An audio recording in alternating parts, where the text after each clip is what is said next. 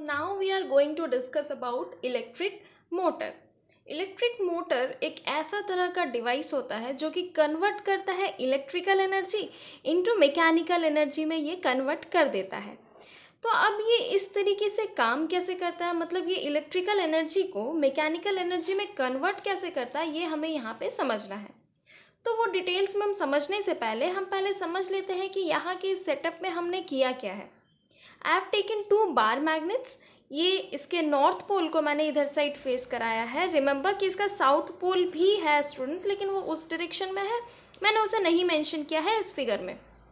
तो एक bar magnet का नॉर्थ पोल को मैंने इधर साइड फेस कराया है एंड दूसरे वाले बार मैग्नेट के साउथ पोल को मैंने इधर में फेस करा दिया है। इस वाले बार मैग्नेट पे भी नॉर्थ पोल है स्टूडेंट्स, यहाँ पे प्रेजेंट होगा नॉर्थ पोल, लेकिन मैंने उसे नहीं मेंशन किया इन द फिगर, पर यहाँ पे मैंने साउथ पोल को बस मेंशन कर दिया है। तो अगर आप ये नॉर्थ पोल और साउथ पोल के प्रेजेंट होने की वजह से, मीन्स ये दोनों बार मैग्नेट के प्रेजेंस के वजह से आपको यहाँ पे मिल जाएंगे मैग्नेटिक फील्ड लाइंस, और यहाँ पे इसीलिए मैंने ये ग्रीन कलर के बना लिए हैं मैग्नेटिक फील्ड लाइंस। अच्छा, इसके अलावा और ये वाले सेटअप में मैंने क्या किया है, ये वाले सेटअप में मैंने एक वायर का एक लूप ले लिया है, एक वायर का रेक्टेंगुलर लूप लिया है। एक वायर ले लो आप और उसे आप रेक्टेंगुलर शेप में आप उसे मोड़ दो, ठीक है, जैसा कि मैंने यहाँ पे इसे मोड़ा है। उस वायर के 2 एंड रहेंगे ना, दोनों एंड में आप क्या करोगे, इधर वाले एंड में आप एक रिंग लगाओगे और इधर वाले एंड में एक रिंग लगाओगे, और ये जो रिंग है देखो, ये बीच से देखो टूटा हुआ है ना, बीच से ये अपार्ट है, ये एक साथ पूरा जुड़ा हुआ रिंग नहीं है। So these rings are known as split ring because they are split from the middle, so these rings are known as split rings। इस टाइप के रिंग को हम कहते हैं स्प्लिट रिंग। और बस इतना ही नहीं है सेटअप में, यहाँ तक तो हम समझ गए हैं, लेकिन इसके बाद क्या किया गया है, 2 ब्रश टाइप का स्ट्रक्चर, 2 ब्रश B1 और B2, 2 ब्रश ले लिया गया है और उन दोनों ब्रशेस से कनेक्ट किया गया है ये पूरा एंटायर वायर को, जिसमें कि हम कनेक्ट कर दिए हैं एक बैटरी और एक की। तो यहाँ तक का तो सेटअप हमें इजीली समझ आ गया। और एक और चीज़ जो आपको यहाँ पे ध्यान देना है वो ये है कि स्प्लिट रिंग जो थे उसे भी मैंने नाम दिया है S1 एंड S2। इधर वाले लेफ्ट साइड वाले स्प्लिट रिंग का नाम S1 और राइट वाले स्प्लिट रिंग का नाम मैंने दिया है S2, और ब्रशेस जो है उसका भी नाम मैंने B1 और B2 दिया है। और इस जो रेक्टेंगुलर लूप जो मैंने लिया है, रेक्टेंगुलर लूप का भी मैंने कॉर्नर्स में कुछ नाम दे दिया, that this one is AB side and this one is CD। अच्छा, इस बैटरी में करंट फ्लो कर रहा है, इस बैटरी से क्या हो रहा है, करंट फ्लो कर रहा है। तो current positive to negative terminal flow करेगा, तो positive to negative terminal current जब भी फ्लो करेगा तो करंट का डायरेक्शन कुछ इस तरीके से होकर के, स्प्लिट ब्रश से होकर के, स्प्लिट रिंग में होकर के करंट का डायरेक्शन कुछ इसी तरीके से रहेगा, है ना। और यहाँ पे की है, यानी कि आप जब भी की को, यानी कि जब भी आप स्विच को ऑन रखोगे तभी करंट का डायरेक्शन हमें कुछ इस डायरेक्शन में मिल जाएगा। अब मैंने क्या किया है कि इस वाले रेक्टेंगुलर लूप को समझाने के लिए मैंने ले लिया है एक रेक्टेंगुलर शीट ऑफ पेपर, मतलब आप बस डेमोन्स्ट्रेशन के लिए मैंने इसे लिया है, जिसमें कि इस AB फेस को समझाने के लिए मैंने ले लिया है ये AB, और ये वाले CD फेस को समझाने के लिए मैंने ले लिया है CD। यानी कि मुझे ये याद रखना है कि ये वाले कॉर्नर को हम मार्क करते हैं C से और इस वाले कॉर्नर को D से, इसीलिए मैंने ठीक इसके पीछे, ये C वाले कॉर्नर के पीछे मैंने लिख दिया है C, इस D वाले कॉर्नर के पीछे मैंने मेंशन कर दिया है D, एंड सो ऑन। ये AB वाले कॉर्नर के पीछे में भी मैंने A और B ही मेंशन किया है, as it is same to same मैंने यहाँ पे उसी तरीके से इसे रखा है।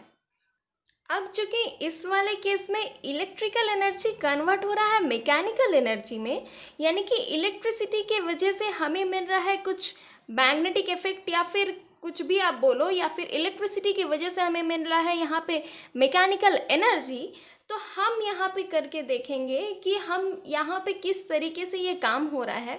और मैंने आपको बताया था कि जब कभी भी इलेक्ट्रिसिटी की वजह से आपको मैग्नेटिक इफेक्ट आपको मिले तो आप वहाँ पे यूज़ करोगे फ्लेमिंग्स लेफ्ट हैंड रूल या फिर राइट हैंड थंब रूल।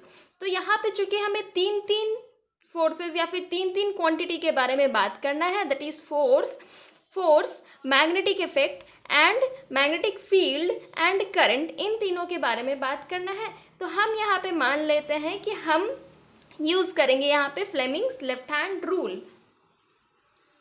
तो फ्लेमिंग्स लेफ्ट हैंड रूल के हिसाब से ये अपना जो थंब है ये थ्रस्ट या फिर ये मेंशन करता है फोर्स के डायरेक्शन को, सेंट्रल फिंगर मेंशन करता है करंट के डायरेक्शन को, और जो अपना जो फोर फिंगर है वो मेंशन करता है of the direction of magnetic field. तो हम इस वाले फोर्स में, इस वाले पोजीशन में, ए बी वाले फेस में हमें देखना है, इस ए बी वाले फेस में कि वहाँ पे फोर्स किस डायरेक्शन में लग रहा है। तो हम यूज कर लेते हैं अपना फ्लेमिंग्स लेफ्ट हैंड रूल। इसके हिसाब से क्या होगा कि ये है मैग्नेटिक फील्ड का डायरेक्शन, और मैग्नेटिक फील्ड का डायरेक्शन कौन मेंशन करता है? अपना फोर फिंगर। तो इसे हमने रख दिया ऐसे। ये है करंट का डायरेक्शन। करंट को कौन मेंशन करता है? C for current and C for central finger mention करता है करंट का डायरेक्शन को। तो ये तो सेंट्रल फिंगर डाउनवर्ड डायरेक्शन में पॉइंट कर रहा है, लेकिन करंट तो है इधर ऊपर। तो हमें इसे रखना है कुछ इस तरीके से ताकि हमारा करंट का डायरेक्शन जाए ऊपर की ओर और हमारा मैग्नेटिक फील्ड का लाइंस इधर की ओर रहे। तो हमें अपना थंब कहाँ मिल रहा है? हमें अपना थंब ऐसा मिल रहा है कि वो थंब किधर पॉइंट कर रहा है? Towards the downward direction. यानी कि अब हम ये एज्यूम कर सकते हैं, चूंकि हमारा थंब यानी कि फोर्स का डायरेक्शन डाउनवर्ड हो रहा था, यानी कि ये जो ए बी वाला जो लूप, जो ए बी वाला जो फेज है वो क्या हो जाएगा? वो किधर साइड फेस फोर्स लगेगा उसमें? डाउनवर्ड डायरेक्शन में। और डाउनवर्ड डायरेक्शन में अगर वो फोर्स उसमें लगेगा तो वो कुछ मूव करेगा, ए बी चल जाएगा डाउनवर्ड डायरेक्शन में कुछ इस तरीके से, और सी डी का पोजीशन आ जाएगा इधर। डाउनवर्ड डायरेक्शन में अगर ए बी में फोर्स लगेगा तो ए बी चल जाएगा इधर इस डायरेक्शन में आ जाएगा, और सी डी का पोजीशन आ जाएगा इस पोजीशन में। लेकिन ऐसा होने के लिए बस ए बी पे फोर्स लगना सफिशिएंट नहीं था स्टूडेंट्स, हमें फोर्स लगाना था सी डी पे भी। तो सी डी पे फोर्स अब हम कैसे लगाएं? सी डी पे भी फोर्स लगेगा ना, using Fleming's left hand rule ही आप देख लो। Again we are doing the same thing, that our central finger is representing the direction of current, यानी कि वो है कुछ इस डायरेक्शन में करंट का डायरेक्शन। इधर है ना, देखो करंट का डायरेक्शन नीचे की ओर है, तो सेंट्रल फिंगर रिप्रेजेंट कर रहा है करंट का डायरेक्शन। अपना फोर फिंगर जो है वो मैग्नेटिक फील्ड लाइंस की डायरेक्शन को रिप्रेजेंट कर रहा है, और अपना जो थंब है वो किधर साइड पॉइंट कर रहा है? ऊपर की ओर, यानी कि सी डी के फेस में, सी डी फेस में, यहाँ पे ये रह गया सी डी। तो सी डी फेस में करंट किधर फेस हो रहा है, सॉरी फोर्स की डायरेक्शन, थर्स्ट का डायरेक्शन किधर रह रहा है? ऊपर की तरफ, यानी कि फोर्स किधर लग रहा है? ऊपर की ओर। यानी कि सी डी वाला फेस मूव करेगा ऊपर और ए बी वाला फेस मूव कर जाएगा डाउनवर्ड डायरेक्शन में। यानी कि ए बी सी डी अगर ये एक्चुअल पोजीशन था पहले से रेक्टेंगुलर लूप का अपना, तो ए बी वाला फेस मूव करेगा डाउनवर्ड डायरेक्शन में और सी डी वाला मूव करेगा अपवर्ड डायरेक्शन में, और ये मूव करते करते फाइनली सी डी आ जाएगा ए बी के पोजीशन में और ए बी पहुंच जाएगा सी डी के पोजीशन में। अब हमें यहाँ तक समझ आ गया दैट सी डी पहुँच गया ए बी के पोजीशन में, और सॉरी सी डी पहुँच गया ए बी के पोजीशन में और ए बी पहुँच गया सी डी के पोजीशन में। यहाँ तक तो अब हमें समझ आ गया। तो यहाँ पे ये रोटेशन हो रहा है, ये तो हमें समझ आ रहा है that A B and C D, A B and C D, इसका पोजीशन क्या हो रहा है? कंटिन्यूसली रोटेट होते रह रहा है, ये तो हमें समझ आ रहा है। लेकिन ये रोटेशन कैसे होगा? ये रोटेशन देखो, ए बी और सी डी ये जो है ये कनेक्टेड है विथ टू स्प्लिट रिंग्स, जो मैंने आपको शुरू में ही बताया that these are split rings. तो ए बी सी डी ये अपना जो रेक्टेंगुलर जो लूप है that is connected with split rings और दो ब्रशेस से भी कनेक्टेड है। तो ये ब्रश का जो पोजीशन है ना स्टूडेंट्स, B1 एंड B2, ये दोनों पोजीशन इसका फिक्स्ड रहेगा, लेकिन S1 एंड S2 जो है ये मूव करेगा विद दीज लूप। इस ए बी और सी डी ये वाले लूप के साथ ये स्प्लिट रिंग का पोजीशन भी क्या होगा? चेंज होगा। यानी कि फर्स्ट रोटेशन में, मतलब फर्स्ट बार में जब ए बी यहाँ था और सी डी यहाँ था, फर्स्ट रोटेशन के बाद जब आपको ये ऐसा कुछ मिल जाएगा, सी डी यहाँ पे और ए बी यहाँ पे, जब आपको ऐसा मिल जाएगा तब क्या होगा? S2 और S1 का पोजीशन भी इंटरचेंज होगा ना, क्योंकि सी डी आ जा रहा है ए बी के पोजीशन में और ए बी आ जा रहा है सी डी के पोजीशन में। यानी कि चूंकि सी डी कनेक्टेड था S2 के साथ, तो सी डी अगर उस पोजीशन में जाएगा तो स्प्लिट रिंग S2 भी चल जाएगा इस वाले पोजीशन में, यानी कि इस वाले पोजीशन में हमें मिल जाएगा S2 और इस वाले पोजीशन में हमें मिल जाएगा S1। बस इतना ही नहीं, हमें AB के जगह हमें मिल जाएगा CD और CD के जगह हमें मिल जाएगा AB। कुछ इस तरीके से A की जगह हमें मिलेगा C, B के जगह हमें मिलेगा D और C के जगह, CD के जगह हमें मिल जाएगा A और B। कुछ इस तरीके का हमें मिल जाएगा। अब सेम तरीके से अब फिर से हम लगाएंगे फ्लेमिंग्स लेफ्ट हैंड रूल, और अगले वाले रोटेशन में अब हम देखेंगे कि फिर से ये सी डी कैसे मूव करेगा। फिर से ये सी डी का पोजीशन जो अभी ऐसा है, सी डी और ए बी इधर पहुंच चुका है। अभी हम फिर से देखेंगे कि फिर से एक और रोटेशन होगा और ए बी पहुंच जाएगा अपने ही ओरिजिनल पोजीशन में। जो ए बी का जो ओरिजिनल पोजीशन था वहीं पे फिर से पहुंच जाएगा ए बी, और सी डी अपने ओरिजिनल पोजीशन में पहुंच जाएगा। ऐसा हमें दिखेगा कि इलेक्ट्रिक मोटर के केस में क्या हो रहा है, सिर्फ और सिर्फ हम प्रोवाइड कर रहे हैं करंट, और यहाँ पे दो मैग्नेट्स लगा लो और आप करंट फ्लो करा दो एक रेक्टेंगुलर लूप से, और आपको पता चलेगा ये जो रेक्टेंगुलर लूप है ये कंटिन्यूअसली मूव होता हुआ हमें दिखेगा। लेकिन यहाँ पे आपको एक चीज तो ध्यान देना है स्टूडेंट्स, कि यहाँ पे S1 और S2 का पोजीशन चेंज हो रहा है विद दिस रेक्टेंगुलर लूप, लेकिन ब्रश B1 और B2 क्या है, वो अपने ही पोजीशन पे रहेगा। B2 अपने ही पोजीशन पे रहेगा यहाँ पे, और B1 भी अपने ही पोजीशन पे रहेगा यहाँ पे। स्प्लिट रिंग चेंज होगा अपना पोजीशन, स्प्लिट रिंग अपना पोजीशन चेंज जरूर करेगा, लेकिन उसके साथ साथ ब्रशेस कभी भी अपना पोजीशन नहीं चेंज करेंगे। ब्रश B1 और brush B2 as it is अपने ही पोजीशन में रहेगा। ब्रशेस कभी भी अपना पोजीशन नहीं चेंज करता है स्टूडेंट्स। वो क्यों? वो इसलिए क्योंकि स्प्लिट रिंग के साथ ब्रश का इस टाइप का ब्रश वाला ही कांटेक्ट रहता है। ब्रश के जस्ट माइनर जो एंड्स जो रहते हैं वो कांटेक्ट में रहता है स्प्लिट रिंग के साथ।